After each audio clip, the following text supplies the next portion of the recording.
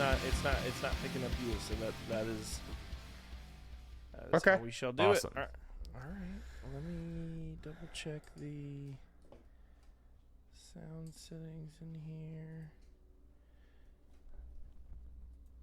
Turn down the output just a little bit. Talk a little bit. Talk a little bit. Balls. I got big balls. That is God's. You know what I just realized that I'm having to go to Wikipedia to do? What? Is I'm not 100% sure who all played on this new album. Yeah, I was wondering who did the drums on Ruby Quaker. And it said Darby Todd. I know Diego Tejeda did keys on it. Here, before we get into all of this, let's marker. Are you already recording now? Yes, I am. Okay, so we're going to clap in 3, 2, 1. Okay. And we're live. We're live and unprepared because here I am looking for who played on this. Man, it's almost like your Predator failed you miserably.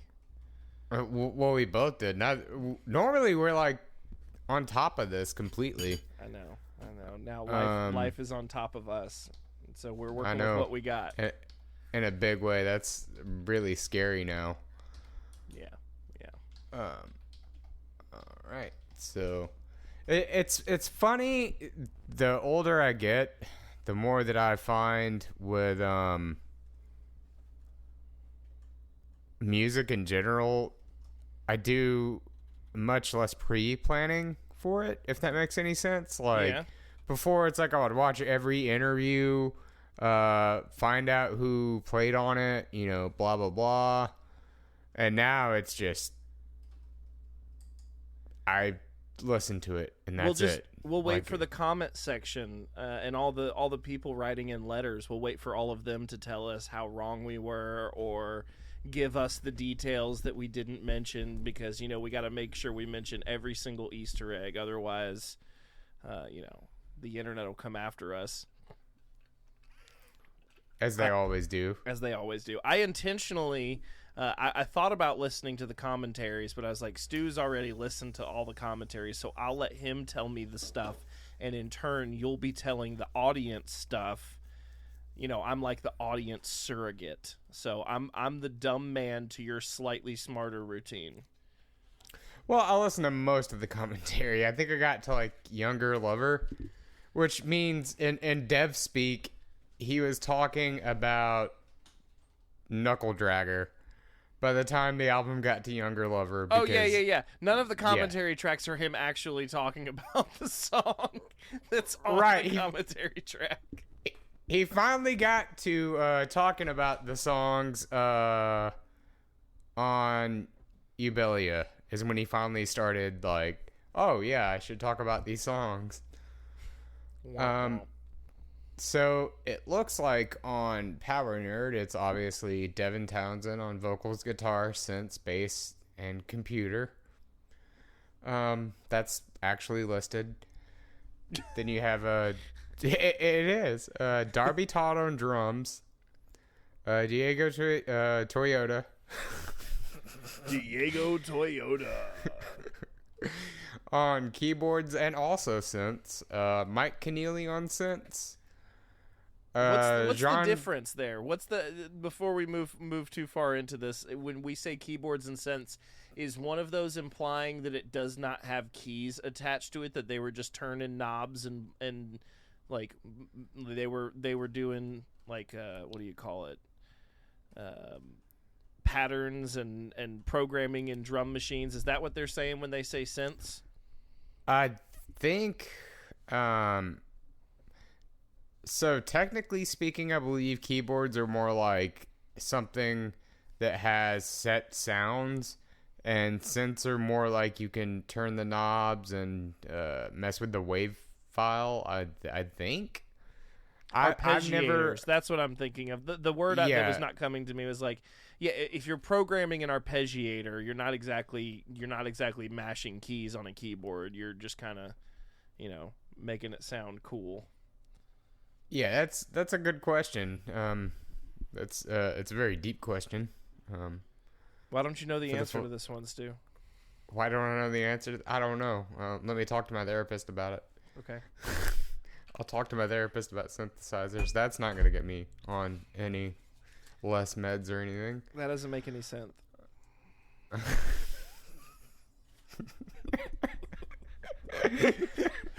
Times like this, I miss us doing this on camera. That was yeah. That's probably going to be the best joke of the whole podcast. So, Diego Toyota on keyboards and synths. Mike Keneally on keyboard, because apparently you need 3 keyboard players and 2 synth players. I wonder what left him out of the synthesizer world on this one. He didn't want to just turn knobs. He's like, if it doesn't have black and white keys attached to it, I'm not touching it. Yeah, I mean, he is an older dude. Maybe he's like a purist.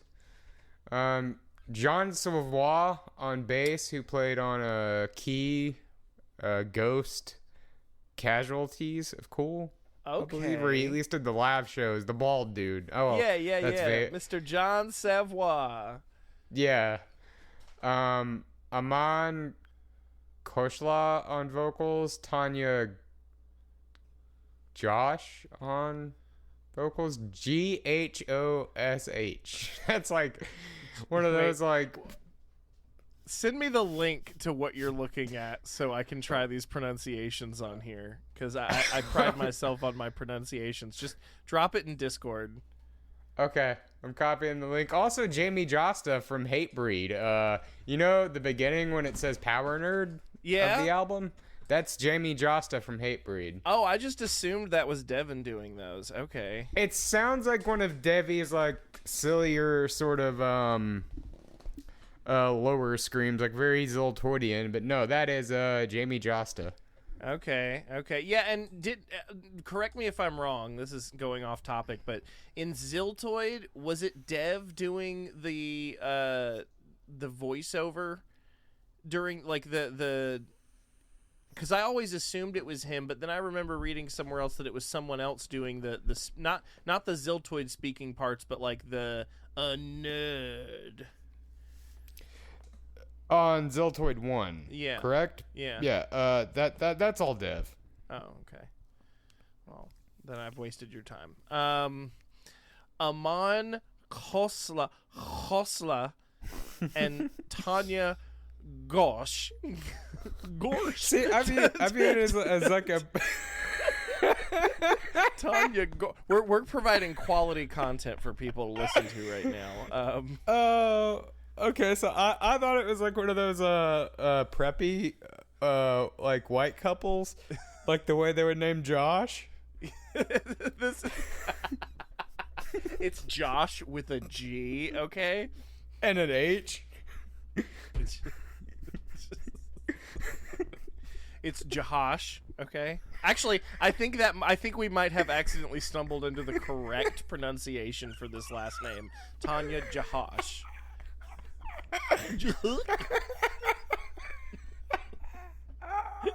Okay, so I'm surprised. I could have sworn that I heard Annika at some point, but I guess no. She's not on this. She definitely was. That had to have been her on Falling Apart. Yeah. I thought that had to have been. There's no way that could have been anybody else. I would have assumed if she was going to be anywhere, it would have been that part that I remember. But yeah, I don't know. That's weird. Maybe this isn't a full list. Maybe we're woefully under-prepared. Well, you know, one thing I've noticed about Devin's music in general that doesn't really seem to be as much the case. Interesting observation about Powernerd. Is typically there's a ton of background vocals doing sort of juxtaposing lines that you can't really pick up, and then you go and read the lyrics and they're not in the lyric booklet either.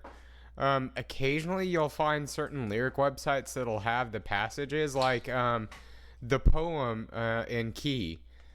Oh yeah, the riddle puddle, yeah. middle muddle, yeah, that stuff. Yeah, there's only certain lyric websites that will have that, and also in Heartbreaker from Lightwork, the end section when it's Annika doing the "Love Is the Way" at the end of Heartbreaker. Have you noticed the sort of like call and response Dev in the background, very low in the mix? No, I need to go back and listen to that now that you've pointed it out. Okay, so it's "Love Is the Way," and then in the background it's Deb saying "I'm feeling rejected," I believe it is. Okay. And you can barely hear it, but if you read a lot of the lyrics like online, and I think in the booklet as well, it's left out. So one thing I've noticed about this album for sure is there's much less sort of hidden passages. It seems like all of the vocals and lyrics are right there. Like you don't have to do much digging. I noticed that it is not, and I may attribute this slightly to maybe possibly Keneally's input on stuff that I've noticed over the past couple of albums, but this one more in particular, and I don't want to say it sounds rushed necessarily, but it does seem more simplified. It does seem more streamlined. It doesn't go to as many weird directions in every song. Like in Lightwork, some things just went off on a complete tangent towards the end. In this one, it really seems like it was a lot tighter and more song structured anyways. Well, the goal with this one, from what he said, it was supposed to be his term, not mine, a piss take on like the Bon Jovi, Def Leppard sort of like 80s party rock type stuff. Okay. Like, streamlined, pardon the pun, given the circumstance, but knuckle dragging type music with the big like 80s choruses and whatnot. Okay. Was sort of the goal with this. But life kind of happened in a lot of ways, as it often does. And it kind of changed the trajectory a little bit, I think. Yeah, because it sounds more like, especially once we get into the bonus track stuff, which I'm sure we're going to touch on, but it sounds like that may have been the idea with like the title track of the song, or with Knuckle Dragger, but it feels, I don't want to say samey, because the more I listen to the album, I've been through it, half a dozen times now, a little bit more, but the more I go through it, the more I see the songs are not like the middle section is definitely the most emotional. Like you get into, Gratitude, Eubelia, Younger Lover, Glacier. A lot of those, it was hard for me initially to be able to tell those songs apart. Each Dev song to me has like a thing, the hook thing, that when I read the name of the song, I'm immediately taken to this part in the song that's like, oh, this is why I love this song.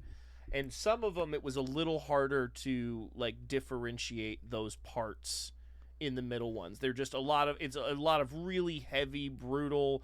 Not all of them have like the choir vocals, but have just the Dev emo vocals, I guess you could call them.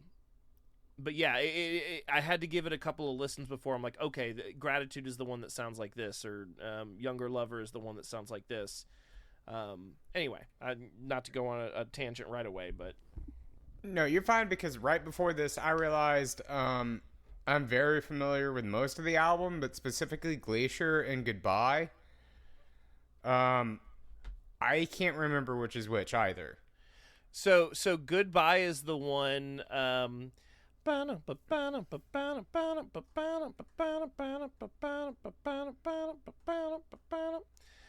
it's the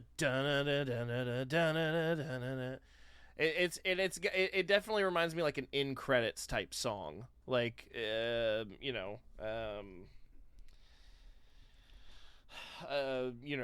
end of the road trip bittersweet goodbye type song. Gotcha. Glacier Glacier, I mean, that's a great name for the song when you think like you have it in relation to the way the music, it's just, immovable, brutal. I'm trying to remember how Glacier sounds right now just off the top of my head, but I think it's the that's one the that's one with like the Rain City quote. yeah. Ba dun dun dun dun da da da da da. Yeah. Yeah. Well, no, Very that's much like what you were just humming was Before We Die from I know it's similar to that. It's similar to Before We Die. It's similar to Spirits Will Collide. It has a very similar melody in it for the Gotcha. vocal lines, like was torn away from us. Yeah, that's Before We Die from Sky Blue, which I did. We've not talked about this in depth a lot, but what I did say was it felt like if Transcendence and Sky Blue had a baby. Yeah, that you had mentioned that. I remember you mentioning that before, and that's very. I got a lot of Sky Blue stuff out of this, which is that's not everybody's cup of tea dev wise, but it's funny to me because a lot of this. And there's always this debate about the demo albums versus the mainstream releases that he makes, and a lot of people like preferring the stuff that comes out on the demos and being like, well, why don't you put more stuff like this on the mainstream? And it's interesting to me how he did this album, because it seems like he did keep the ones that were the most like thematically linked together for the main album, and then the other stuff is just all over the place. And I like the fact that he didn't put, like, he didn't do the full songs this time for the demos. I something fascinates me about that, where he's like, maybe trying to put the kibosh on that argument a little bit by doing it that way. Like, what do you think of this? You're not even going to get the full songs now, so you can't even make a full judgment.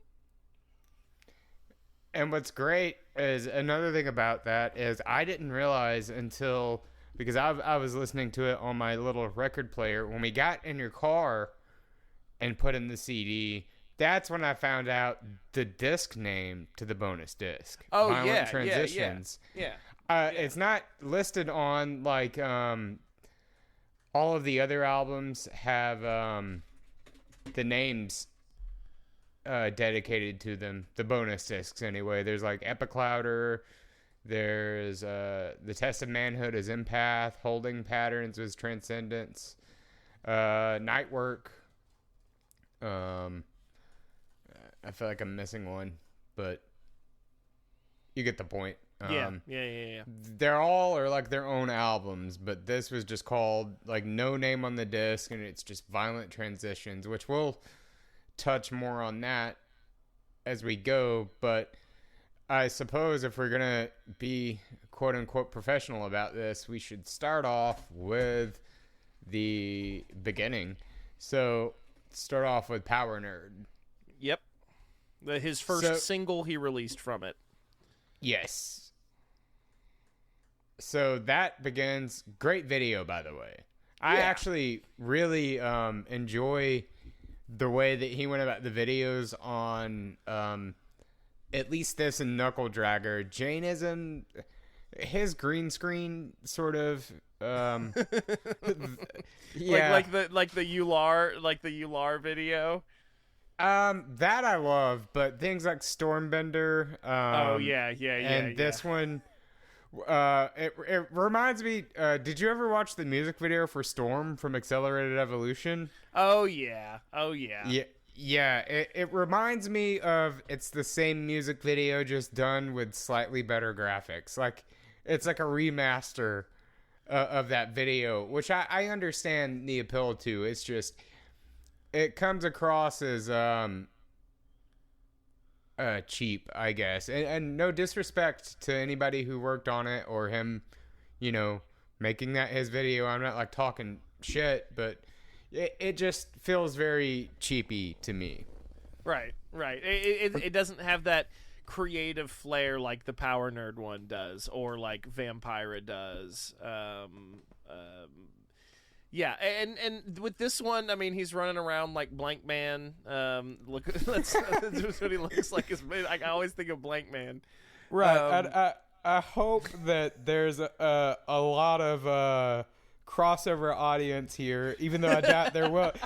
There most likely will not be, but I hope there's a lot of Dev Blankman fans in the audience tonight. Yeah. We hope you appreciate that very, very strict Venn diagram we just drew. But yeah, I really like the video. I think it's got a great concept. I think I appreciate the fact that with a lot of these videos, it's just we're focused on the music. It's not really about the video. It's just to get something out there. It's to spread awareness. It's not meant to be, an art piece. Like, a lot of music videos these days are just full on short films. Like, it has the director listed at the front, and there's the song purposefully has like an 8-bar set of measures put in at the beginning to be able to have your little intro for the music video. And this is just like, let's put something fun together and get it out there for people to see and kind of get the idea. Even though I don't think, and this is getting into the song itself, I don't think the song is a good representative for like the rest of the album. I think it stands out. It and a couple of other ones really stand out for me as like the places the album could have gone, but it didn't. It never went back to those places at all. At least for me, when listening throughout it. So, Powernerd and Knuckle Dragger very much fit together. Yes, agreed. Very perfectly. And I think, if I had to guess, it was one of the songs that he sort of had before things in his life started to kind of get difficult, which if you've not listened to the audio commentary for this album, I highly suggest doing it. It's a bit sad, but he had a lot of stuff happen, like his wife has moved away, his son, who I didn't do the math until he said it, his son has got to be probably, his son was born in 2006, I think, so oh, wow. close to 20 now, maybe college age. So his son has moved away, his wife had to relocate. He didn't extrapolate as to why, which is none of our business, but sure. Over the course of the past 5 years with COVID and everything, he's been really stressed. And he went from being like a sober guy to having a beer occasionally. He didn't imply that he's like getting drunk, and he said that, he's learned moderation. And one thing that he kind of struggled with, and one thing that I would like to talk about, sure, in terms of what he said on the audio commentary, is he was afraid to tell the audience because he's had so many people come up to him and say, thank you for being an inspiration for sobriety, because, they looked up to him and he helped them sort of get sober, and he didn't want like people to go out and ruin their lives because he has a beer, Right. And I felt kind of the same thing when I heard it. Like, there's that instant of like, oh man, this is the guy that I always touted as like, he went sober and created an alien. Right. Well, to me, it being sober as well, I was a little bummed at first, but then I really need to point out something about sobriety, that you can have people that you can look up to who inspire you and, drive you to be better, but to hinge your own life or especially sobriety on the synchronicity between you and especially an artist is not exactly healthy. That needs to be a thing that you do for you, like purely. Sure. And it needs to have nothing to do with anyone else. Like, your sobriety is not going to hinge on the fact that your favorite artist relapsed or not. Your life can have similarities and synchronicities, but the people you look up to's lives are not meant to be a mirror of your own. And I just want to state that right there. Like, as somebody who is sober, you have to keep that in your mind that, all right, cool, this person can do this moderately now. But, you know, you have to have that awareness of yourself that you can. Sure. If you can. I mean, if you can, then fuck you. I'm extremely jealous. But no, it's like you have to have that self-awareness of your own self about your own limitations, and it has nothing to do with the limitations of another person. That's kind of my rant that I've been kind of saving since I listened to the commentary. But so he wrote Powernerd, which is kind of this, you know, I mean, it's a silly four on the floor sort of like thrashy type song. Looking at the lyrics now, it looks like it's more or less just straight good time rock and roll, some silly stuff toward the end. The refrain. So explain to me what is the, not to interrupt, sorry, what is the meaning of Powernerd? Like, he tries to explain it, or like I think he does a terrible job of explaining to the audience what that even means, or what that encompasses, or why that's the name of the album. What is that? You know, I am not even sure. I on this one I kind of let it go. Well, it's like naming the next one Oxalotl. Which we all know what an axolotl is, and they're adorable and cool. But in terms of why he names stuff what he does sometimes, like especially like post the puzzle, if you read those song names, I kind of just take it for what it is, of just I think it's just a string of words that fit together that are more aesthetically pleasing than any deeper meaning. And I could be wrong, but you know, the refrain at the end has some great I love petting the cat, my cute and furry hell fury. Yeah, that's what it is. My cute and furry hell fury. Yeah. So yeah, that's for the most part it's just about, you know, rock and roll. So nothing too lyrically enticing about that song. I think that song is just a good time, and it's one of those that you great guitar tone, by the way. This whole album has fantastic.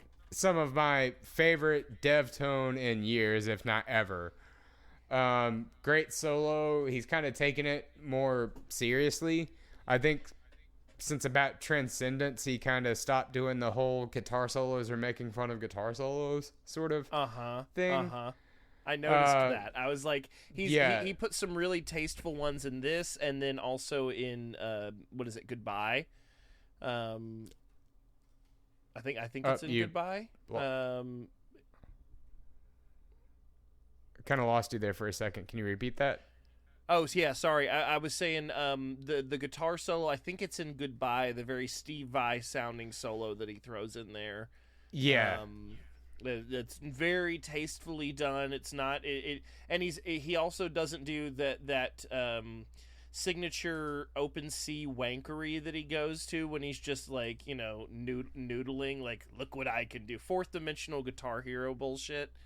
Right, the same sort of 5 licks that, you know, he sort of reverts to when he's just kind of going crazy.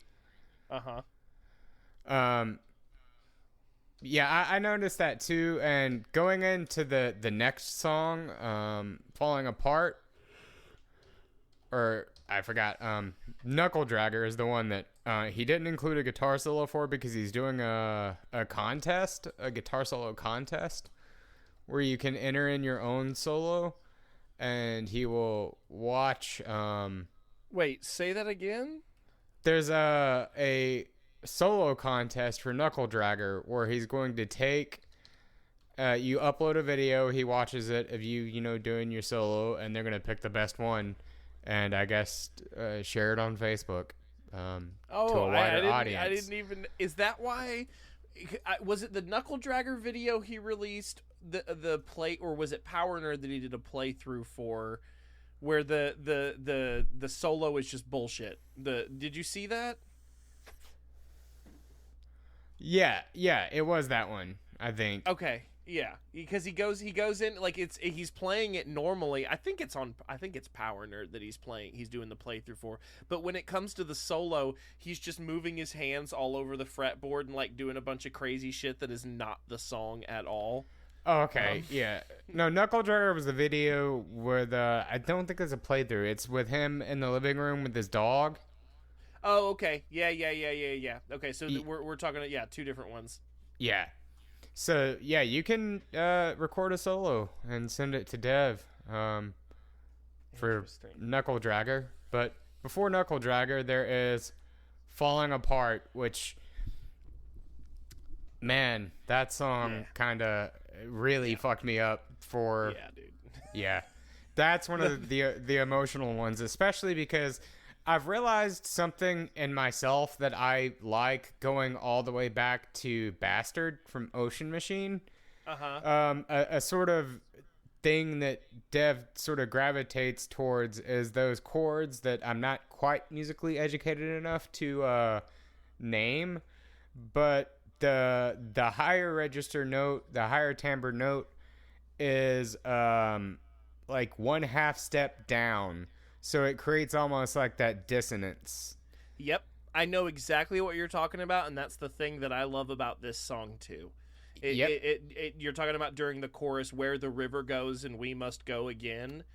It is... He just has this way of stringing as much emotion out of that chord progression and that layering as possible. And it tears your heart out, for real. I'm actually referring to just the very intro riff. Okay. The distance between the notes of the higher timbre strings, it's like one step off, and something about that sound, which he utilized a lot on this album, especially on the bonus disc as well. But like Bastard, the section, the July section in Stormbending, is another one. So that sort of sound is a sound that I just... It does something to me emotionally. It's one of my favorite things. But this song, when it got to... as a matter of fact, looking at this lyric website now, the section that we were trying to figure out if it was Annika or not is not, or wait, I think it's the I'm in your life, this lost section is what she sings. When it got to that part, it was like holding back tears, and then the chorus kicks in, and it's like, all right, I'm fucking crying. We're doing it. Yeah. It's God, that bridge section too, where it's the I love you part. His little riffing parts on top of that. Yeah, that. God, it let me know that there's more to this album than what the marketing was sort of like. The Powernerd video and the single have very much that silly sort of Vampira, like jokey, Dev, right. And then it goes into this, and you're like, oh no, this is dark. I mean, it's hopeful, but it's dark. Like the line in this song of "keep the tension under control," and his delivery on this. Another thing he mentioned in the audio commentary is, he wrote all these dumb songs, and then when he went to sing them, he was such in a volatile place of like all these repressed emotions that he'd sort of worked on picking apart and trying to make sense of, than actually feeling, sort of came to him. And every time he would try and sing, he would just start fucking crying. And you can really hear it in some parts, like on this song in particular. his vocal delivery is very raw. Maybe the most it's been since Ocean Machine, probably. So we have that. Do you have anything else to say about Falling Apart? No, It's just just the hook of it is I mean, it immediately takes you in. Like I appreciate the juxtaposition between the first track and this one, like not taking you. I don't think it would have worked as well going right into Knuckle Dragger. I think you had to put something in there to give the audience an idea of what they're in for with this album. But yeah, no, I think it's a perfect song.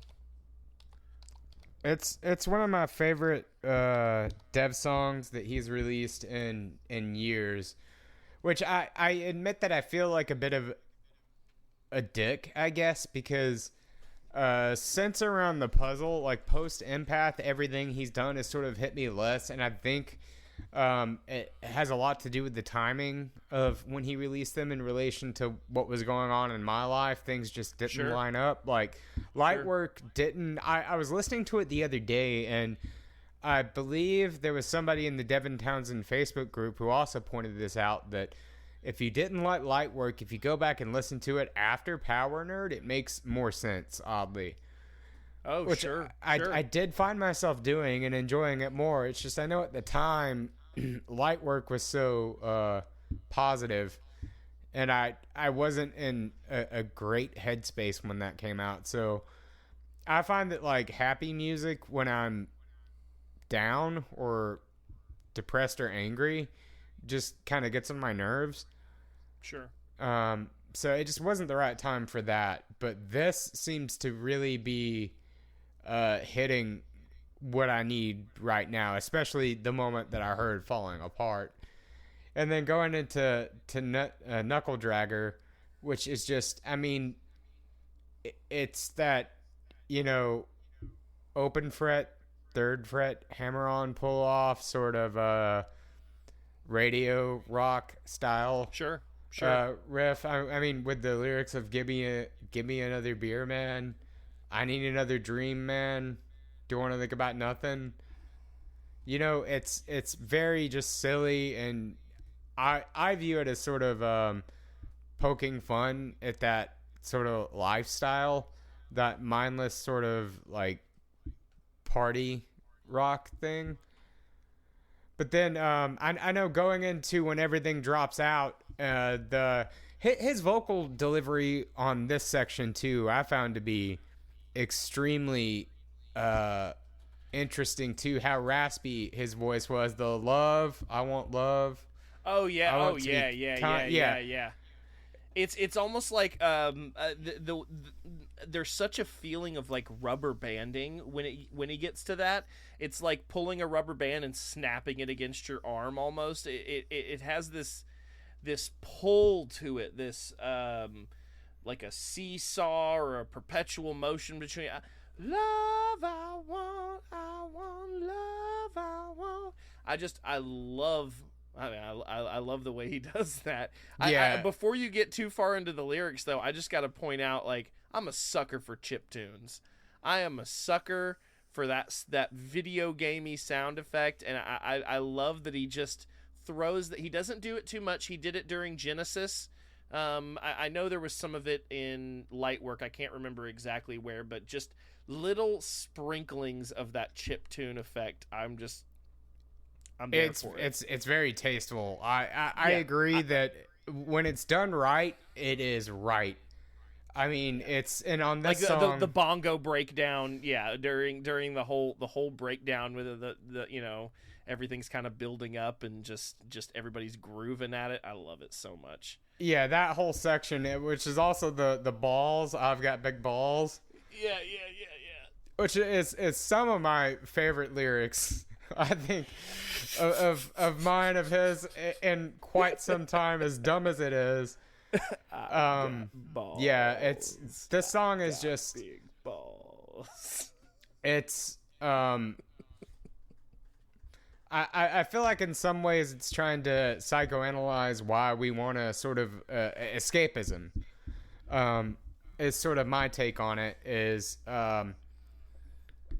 sort of picking apart why we do these things to escape. It's like, I need another dream. Perhaps when you find yourself in a position to where what you thought you wanted was actualized, it's not what you wanted. Yeah. And you need to get away from that. You need a new one. The infinite ways of getting away from myself. I think it's a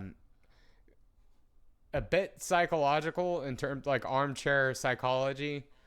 Sure. But also kind of poking fun. It's the perfect balance of there's just enough pretentiousness in the song to keep you interested and just enough dumbassery to not make you feel like a dick. It's probably the best way I could describe Knuckle Dragger. I love it. Yeah. Yeah, it's a great, I think it would be a great intro to Dev's song. It'd be one of those that you can show someone to kind of give them an idea of like at least modern Dev. Like if you're wanting to get into stuff, it's more, it leans more empath light for me. That's kind of the realm it falls into, where it doesn't take quite as many left turns as stuff on Empath did, but yeah, it feels like it sits right alongside those other songs. It gives me, going back to the Sky Blue comparisons here, it gives me almost a Silent Militia vibe. Oh yeah, most definitely. Yeah, during the I'm gonna stand up, stand tall, in the depths of, yeah, that's very much Silent Militia. And now I want to go back and listen to Sky Blue. You know, it has a place. It's a very narrow sort of. I find that so much music for me now is rooted in hitting a very narrow emotional window. Oh yeah, for sure. And Sky Blue is definitely another one of those that just hits a very particular spot. So next up on the album would be Gratitude. I've also got to pull up the track listing as well, just to make sure that I'm staying somewhat in order. Yeah. So yeah, Gratitude is next, which is very how would I describe the intro to that? Very, if I guess it's what he's been trying to do. He stated several times that it's like Def Leppard meets Enya. It is the best way I would describe the opening to that. But he's still got that it still has that Viking metal sound to it that Dev kind of leans into sometimes. Like I can see it reminds me of God, I can't even remember the name of the band, but with the sometimes it would have the guttural vocals, but it's very much like Vikings going to war, like guitar and just percussion, bass beating and everything. And then, yeah, it goes into the very soft, ethereal, dreamy stuff that he does with his verses. Right, which, I mean, lyrically, it's more of just like a thank you, which he did say by the end of this, he did feel very grateful for everyone in his life. So it's a very genuine statement. I think in the past he's tried to make positive statements just because now he's like the sort of positive metal guy. Yeah. And very much like what happened with Strapping Lad and sort of he became the very angry guy. I think it's kind of become his persona in the later half of his life to be the very happy guy. Yeah. And I think he kind of struggles. He has a monk-like approach to it almost. Right. I know the speaking of the chit tune, there that little keyboard line during the heavier break toward the middle to the end of Gratitude.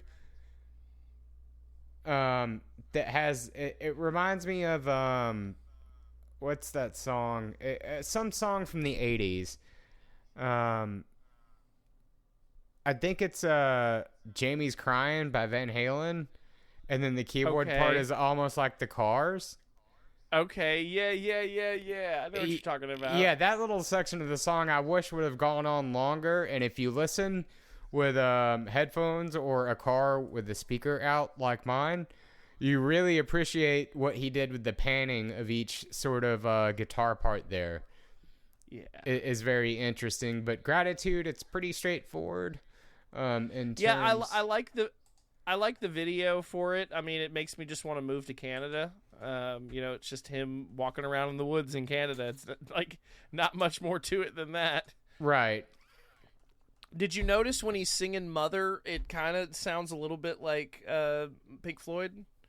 I've noticed that, and going back all the way to Alien by Strapping on Lad, if you listen to 2 Weeks, the Ooh Baby Blue section very much reminds me of the Then Ice Off the Wall, like David Gilmour's part.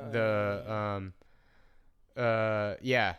A lot of times it does very much so remind me. And also the song Lightworker as well. Even though it's not him, for whatever reason, anytime it's like the Ooh Baby Blue, which seems to be a motif with him, that very much reminds me of like Gilmour, Floyd, specifically Gilmour.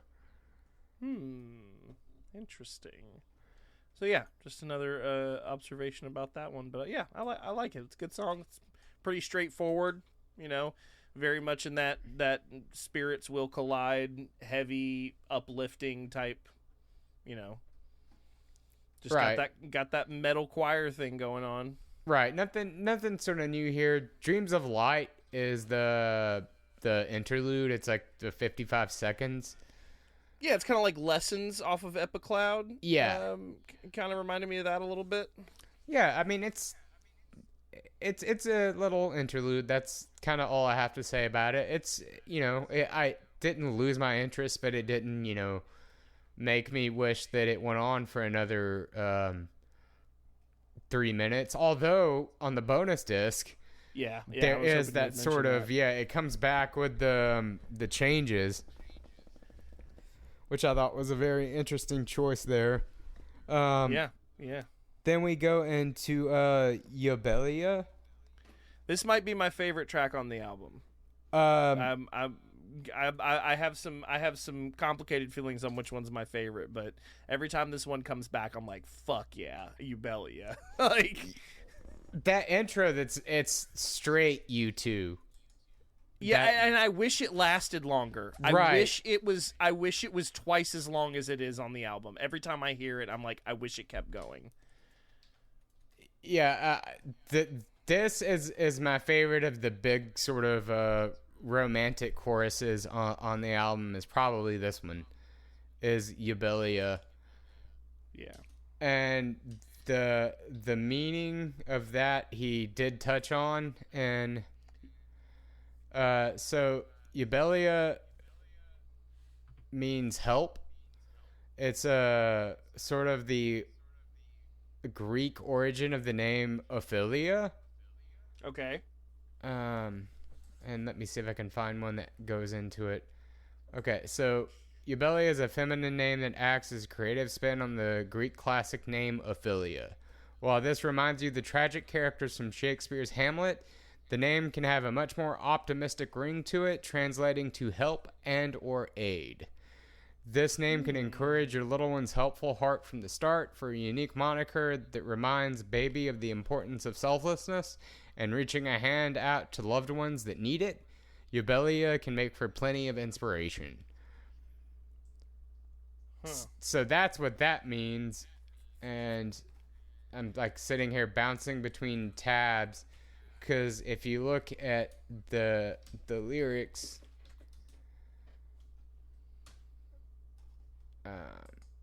yeah, I got them up in front of me right now. Yeah.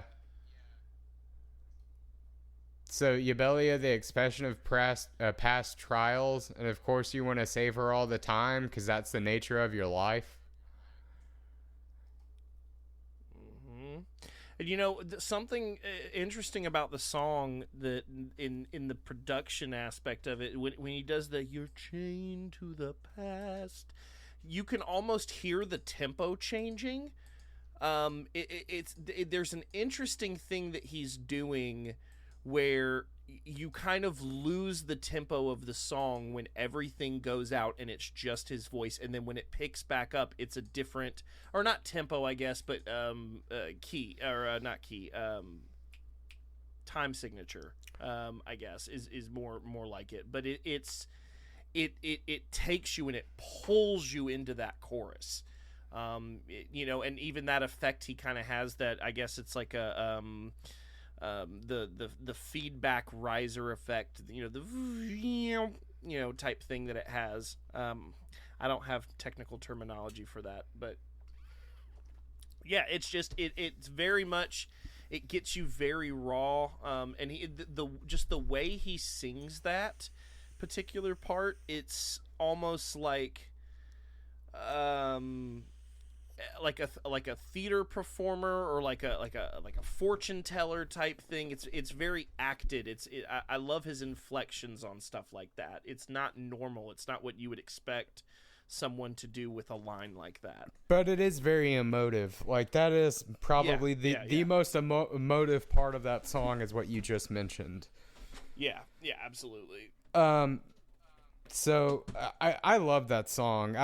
I do think that he should have brought back the U2 section, or done more with it. With the delay. Yeah. I love a good delay. Yeah, that part was perfect. And I love this song. That's another one of those, like, Falling Apart, Eubelia, and Younger Lover. Or yeah, it just, they're after my heart.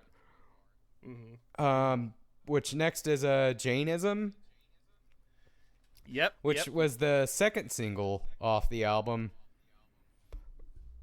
And this to me was the most Transcendence sounding song off the album.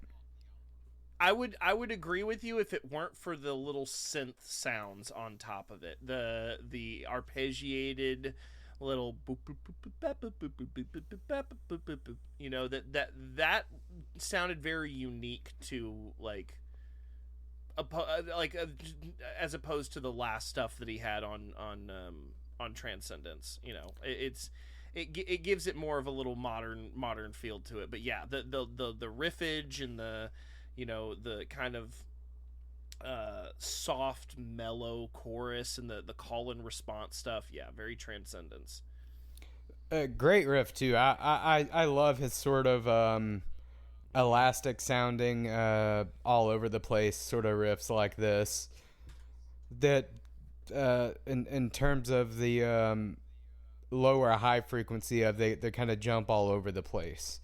I loved the main riff, the sort of Egyptian sounding verse. Lyrically, I love the chorus. The all we are is a fading madness. All we are is a place and time. I loved that. The world cries a dried out, fucked up sound.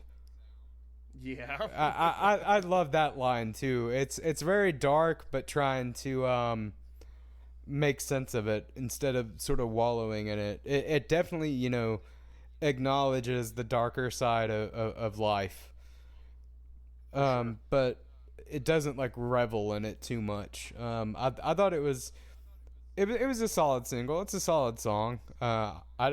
What is the meaning of Jainism, or Jainism? So it's a sect of Buddhism, if I'm not correct. I hear you typing as well. An ancient Indian religion that emphasizes nonviolence and the welfare of all living things. Yains, which is, I guess, what they call themselves, the Yains seek to achieve moksha, a state of all-knowingness, by living a life of nonviolence, or ahimsa. I guess that's the nonviolence. The three guiding principles of Jainism are right belief, right knowledge, and right conduct. Jains are strict vegetarians, avoiding meat, seafood, eggs, and root vegetables like onions, potatoes, carrots, and garlic. Fuck that. Can't have potatoes or eggs? Nah. I can do without potatoes or eggs, but garlic and onions? Mm-mm. Nah. I need my eggy hash browns. I need my garlic, man. Put that shit on my nipples. What are we talking about? Okay. Here, listen. Let's go down this little rabbit hole a little bit further. Jains practice ahimsa in many ways, including sweeping the ground to avoid crushing insects, wearing a cloth over their mouth to avoid swallowing flies, and not using violence in self-defense. Jains believe in reincarnation and that the cycle of birth, death, and rebirth is determined by karma. Okay, that's not that new.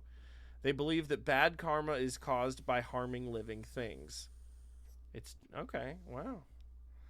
Interesting. It is similar to Buddhism, and it holds that the universe was not created and will exist forever.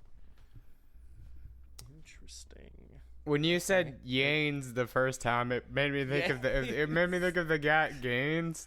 Like you got gains, bro. Like you got Yanes, bro. Bro, I'm getting them Yanes every day at the Yim. Okay. with Jahosh. That's right. Me and Jahosh got down to the Yim, did some Yanes, bro. So do you have anything to say about Jainism? I love it. It's in classic Devi riffage. He's on that open sea and he's just going around saying, okay, what riffs have I not done on here yet? What new ways can I innovate in the same tuning? And he pulls another one out. It's a very signature. It's super simple. Like he doesn't have to do a bunch of fancy stuff. He finds that little groovy bit and then just composes a bunch of stuff on top of it. I love it. It's a good song.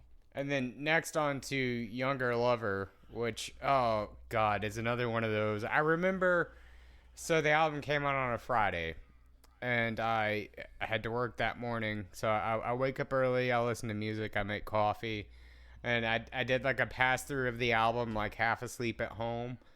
And when I got in the car, I was like, listening to it, and I was waiting for Food Depot to open because I had to grab some stuff for work. And the Younger Lover coming on and like trying not to tear up in the Food Depot parking lot. It was one of those that was just like, fuck me, man. His vocal delivery in this one is very, it goes back to what I'm saying about how sort of emotional his delivery is on this album. Yeah, this is one of those that I need to, like, I almost need to listen to the beginning notes so I can remember. Okay. Very Goo Goo Dolls sounding, sort of. Yes. Never after all. Yeah, this one reminded me of, especially when he's singing I'm Free, it reminded me of Awake off of Addicted. Yes. It gave me vibes of that type of like progression. But yeah, I had to go. This is one of those that like unless I have the song playing in front of me, I'm like, which one is this again? Because it falls, if I was his producer, which would never ever happen, but if I was like, let's pick out of this one, Glacier, Falling Apart, I want to keep Eubelia on there definitely, but I feel like several of these you could have gotten away with putting one or two on this album and then putting some more like fun or heavier stuff on here to kind of give it more of a balance. Like once you get into Younger Lover and Glacier, it's like, okay, we're doing another emotional one, are we? Like it gets to be a little tiring, but I mean it's still a unique and good song. Now that I remember which one it is. Well, I love the opening lyrics though, where human beings were trying to stay in love. Just human beings were trying to sing, but who knows if it's all about anything. I really love that, and that's the one that has the he does a thing that he's done. I think it first started on Deconstruction in more proggy ways with like Planet of the Apes, the section where like every instrument's tapping, but he's used it in other ways since. The synthesizer doubling the guitar part thing. Toward that end section of this, I really love that too. This is one of the ones that if I'm going for the emotional side of Powernerd, I gravitate toward this one a lot. Yeah. And I do think the fact that it ended up leaning more towards that, the more you get toward the end of the album, as a representation of the headspace he was in. Sure. Because, it started out supposed to be this really dumb sort of album, and going through all this interpersonal things, it became something different. And I think especially like up until Goodbye, which we'll get into Ruby Quaker after that, obviously, but Goodbye was kind of like the end credits to that side of things before we get into Ruby Quaker. But Glacier, the only thing I really remember about is the Rain City part, but nothing. Yeah. That's kind of you think that it's like just like an homage. Like early on, you hear that one part, but then it starts going up instead of repeating. But then later on in the song, it starts repeating, and you're like, oh, that's definitely from Rain City, right? And I don't really going back to the songs running together. This is the one that this and Goodbye I have a very hard time sort of distinguishing. Yeah. So I don't really have too much to say about Glacier. We kind of touched on it earlier. I think the guitar riff very much, like, I think that's where he got the name for the song, because it feels like an ice cold, immovable, brutal, that it just, Glacier sounds perfect for the song, just the sound of the song itself. So I'll remember it just based on the heaviness of the riff along with the connotations of a glacier. But yeah, we can go on to the next one. Which Goodbye, which I don't remember a whole lot about. This one it's very I guess I don't know if 4 on the Floor is the right thing, but it's got a very steady beat. I love the way the drums are kind of catching up. It's got that like repeating riff that kind of keeps it driving throughout the whole thing, and then it all kind of comes out, and you have that really nice little kind of beautiful solo. It's a very touching solo. It reminds me a little bit of like See Vi on Triumph. Got some notes of that, at least in the tone of the solo, like the guitar solo itself, or guitar tone, I should say. Yeah. But yeah, this one stands out to me a little bit more than the other more emotional ones. I do remember actually the ambient section at the very end. Oh yes. That's something that it's like 18 seconds. Yeah. Something that he hasn't played with as much since like Awake from Addicted, that like several minute section. But yeah, Goodbye, it's a solid song. Not my favorite, but it's a good song. Sure. Ruby Quaker though. Yeah, bro.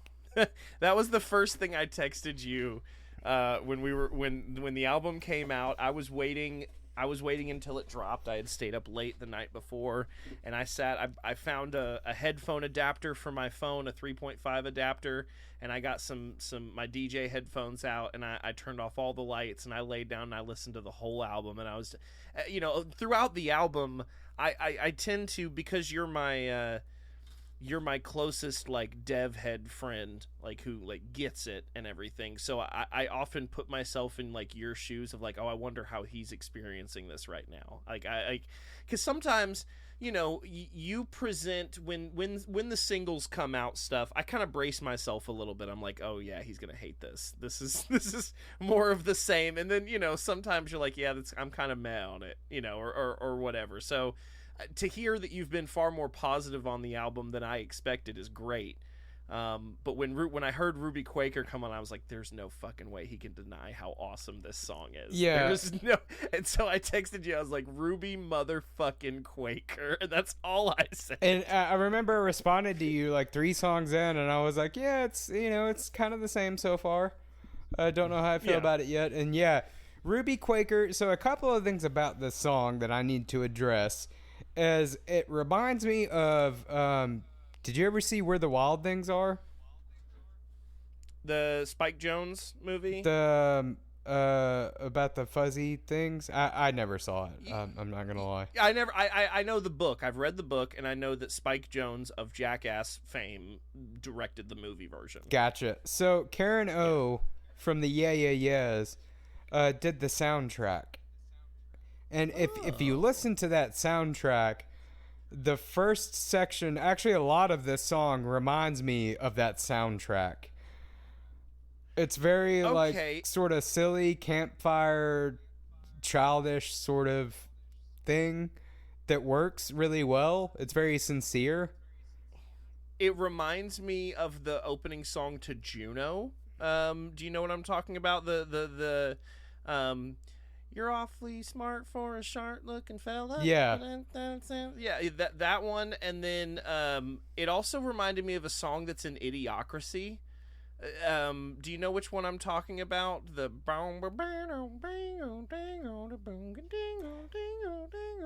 there's a song, and I want to say it's a Kenny Rogers song. Maybe it's not Kenny Rogers. You know, don't fact check me on that, but it's very much the same kind of picky riff before he gets into the wakey of it all. Right. But yeah. Which, yeah, it starts off very much like a campfire song. And then it goes into just coffee, I love my coffee. And so... Is that Keneally in the background, by the way? You know, I think it is. I would be willing to bet money that that's Mike Keneally. Okay. Coffee, I love the coffee. Which I think Mike Keneally and his style of zany sort of music, yeah. I don't think that this song would have happened without Mike Keneally. Sure. And absolutely. I fucking love it. And it's kind of clever. I've ended up messaging you that Quaker is actually a term with coffee. So in roasting coffee, because of the sort of ripeness of each seed, when you roast it, it roasts unevenly. So you have these ones that are really light or really dark, and they're called Quakers. So I wonder if that was intentional or not. Well, so if I'm not mistaken, because you know Ruby Quaker is a type of moth, first off. Did you know that? I did not.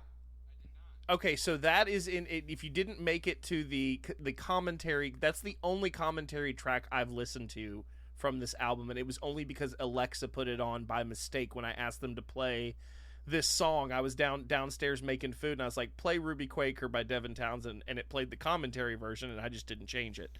So he talks about a Ruby Quaker is a type of moth. And it's also the name of a coffee brand.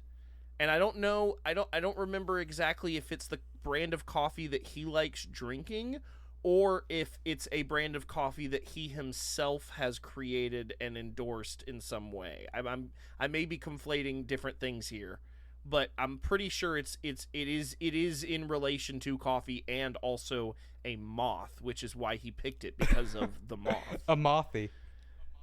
Yeah, it's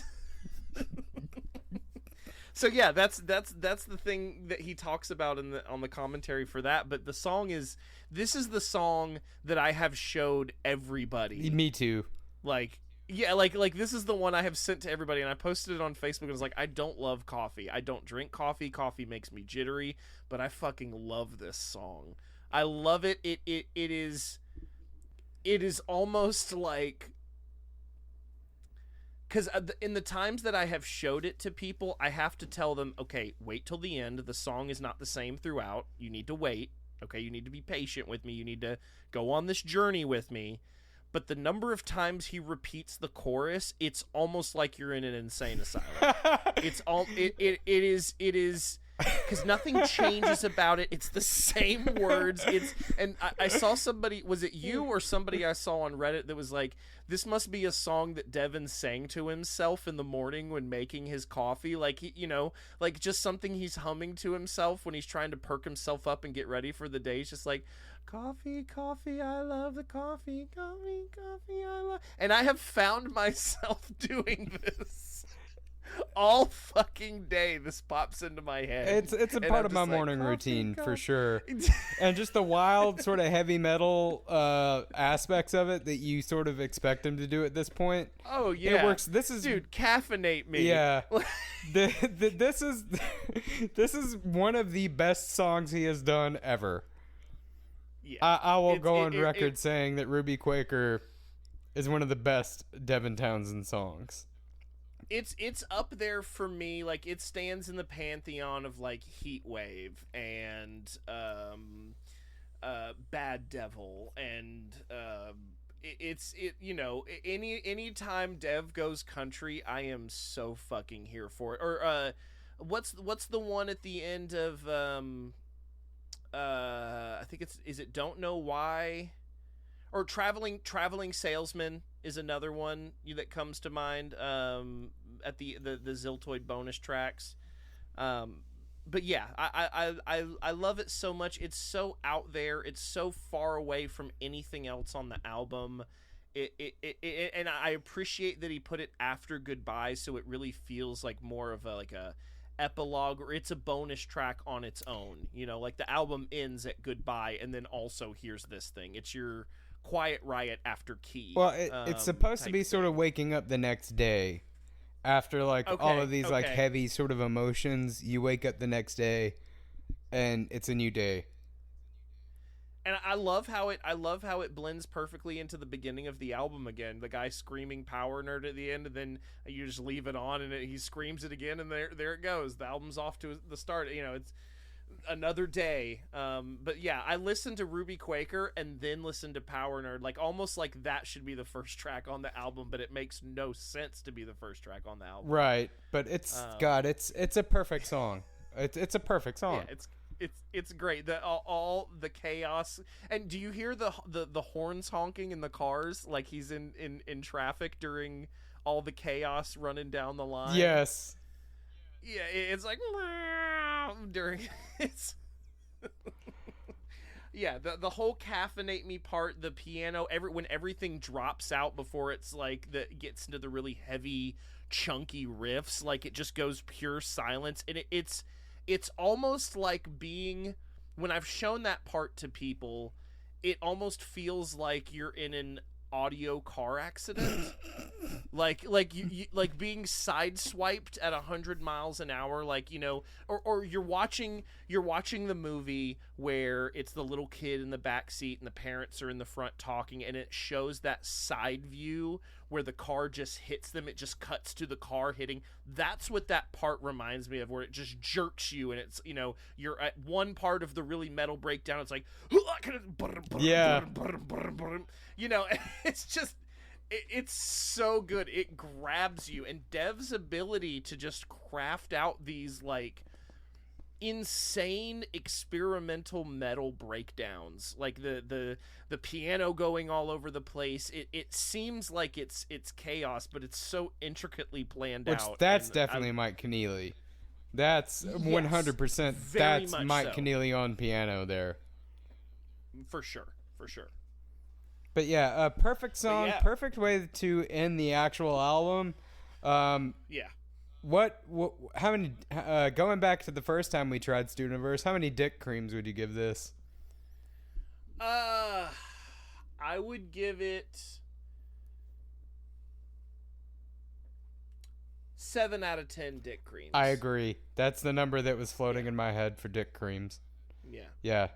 I think 7 out of 10 dick creams with I mean, what would you put at a 10 out of 10 dick creams for you?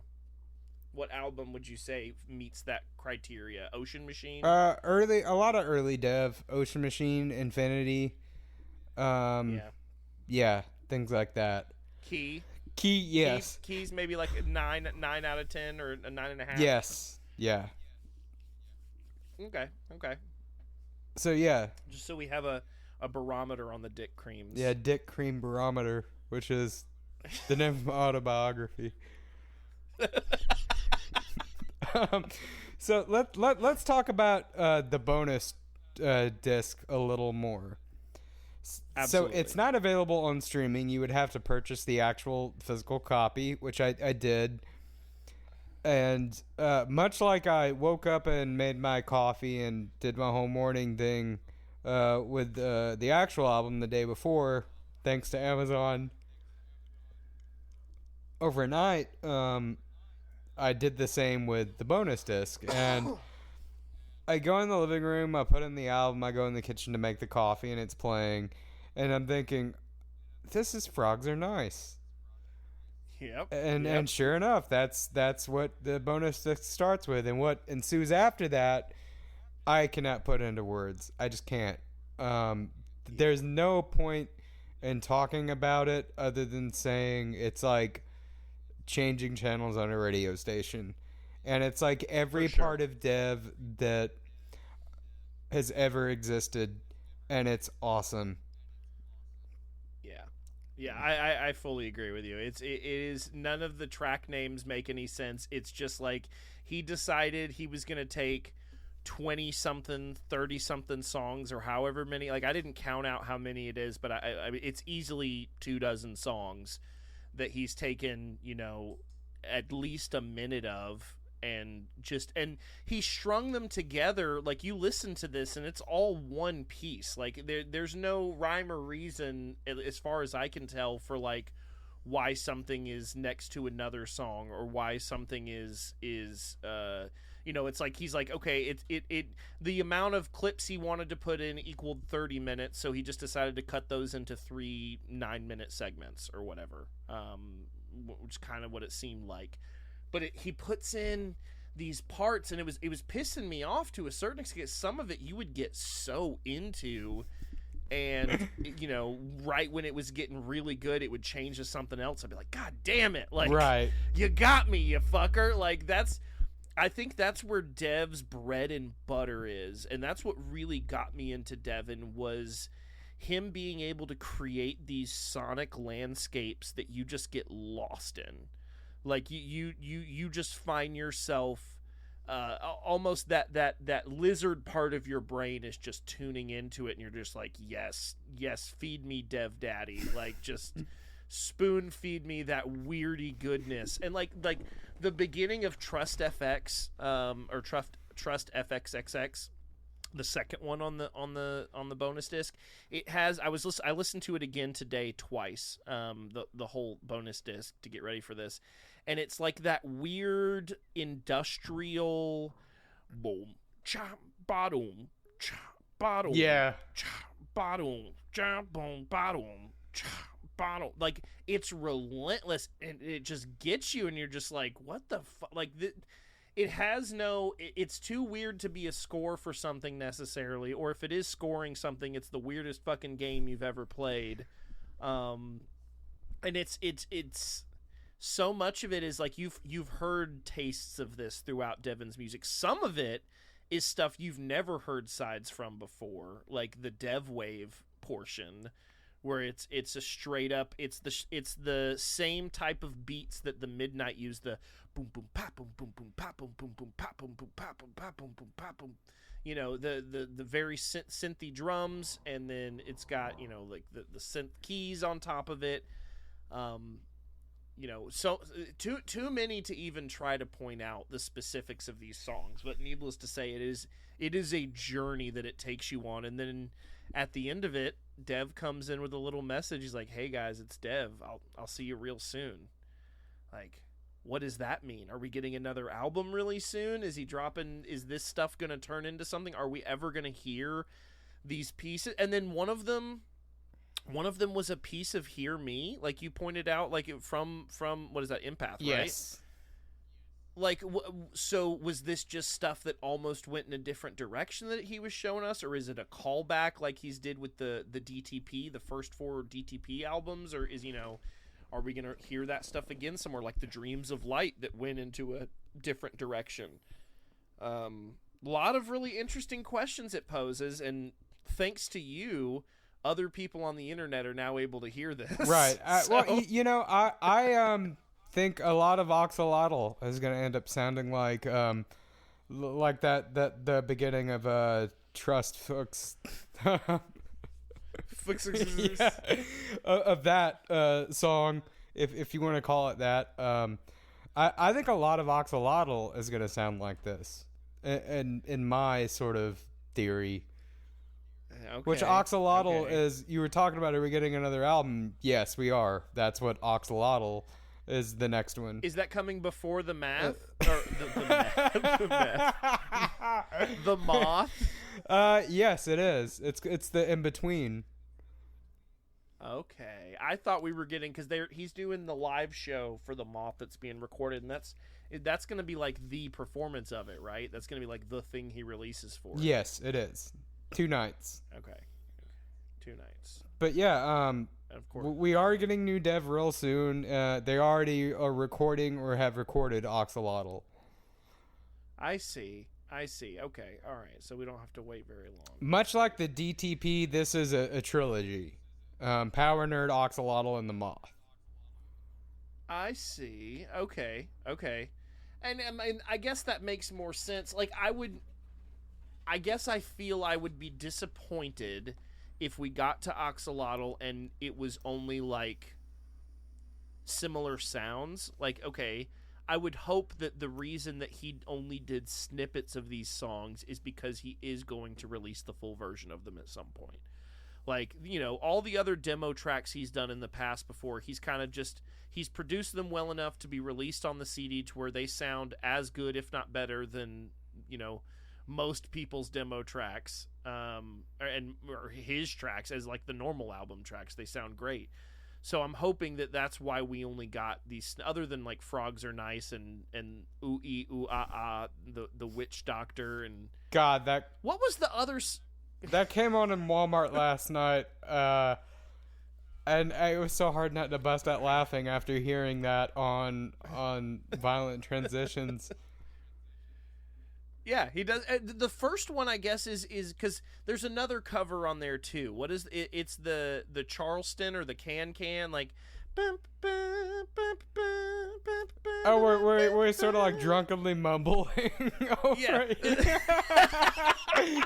It sounds like he got too drunk to perform and is just like holding the mic, just like, oh yeah, baby.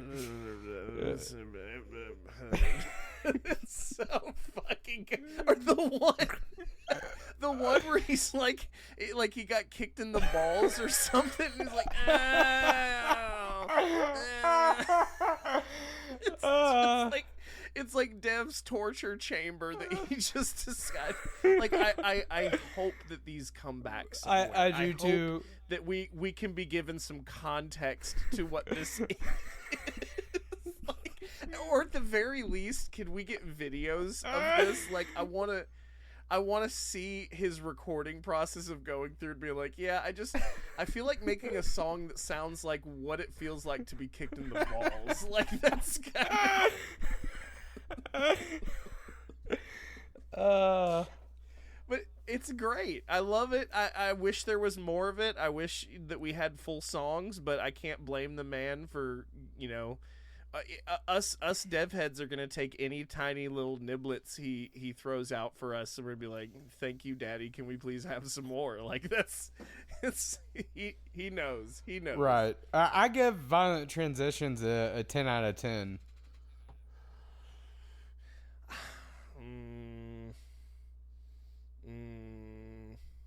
I don't know. I'm cautious to rate it because it is an incomplete product. Like it to me at least, in terms of concepts and musicality, yeah, 10 out of 10.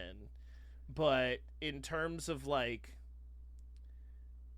dick teases, I think I'm gonna give it a 6 out of 10 dick teases. I respect that. Also, there's some Melvins on there as well that I heard. There's one that sounds like Tomahawk era Mike Patton, who he's on the third one, Vast. Yeah. Which he's expressed love for Mike Patton and talking about how Angel Dust, like singing along to that, and some like freezer that he worked at, like industrial freezer when he was a teenager, is how he learned to scream. So yeah, you know, I definitely heard that in there. So I love everything about the fact that it's incomplete and all over the place makes it even better to me. I love it. Yeah. No, it's good stuff. I think like I want to take like I almost want to take portions of that and just like do some cool loops with it. Like like some of it seems like it would be ripe for sampling if he never does anything with it. That is, you know, just taking little bits and pieces and making new songs out of it that are you know, that have that kind of coded feel. Like just that beginning of Trust FXX, I could listen to that on a loop. I could drive around town. It would be like my Sopranos opening theme music. That's what it kind of reminds me of. It's just that weird woke up this morning, got myself a goose. You know, what just give me a little theme song with that. Boom, cha, wow, cha, wow, cha, wow, wow, wow. Anyway. Yeah, I love it. I really do. And yeah. But good stuff. Any other thoughts on the album on your end?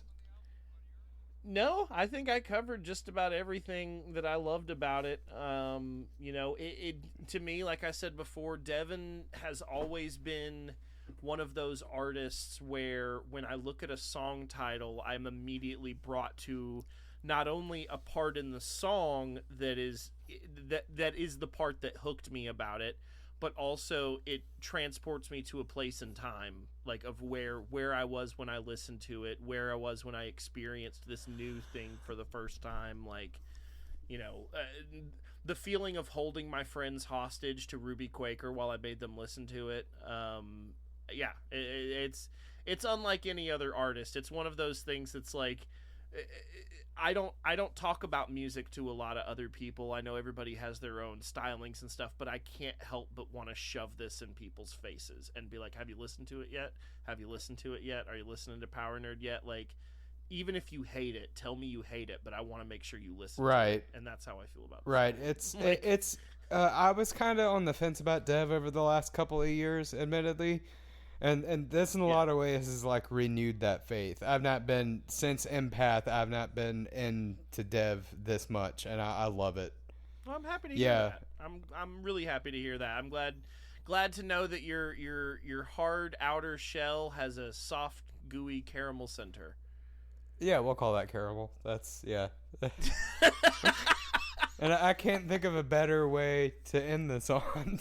But thank you, man. Thank you for being on this. Absolutely, thank you for having me. I wouldn't want to talk about this album with anybody else. Absolutely, man. Love you, dude. Love you too. Talk to you later. Bye.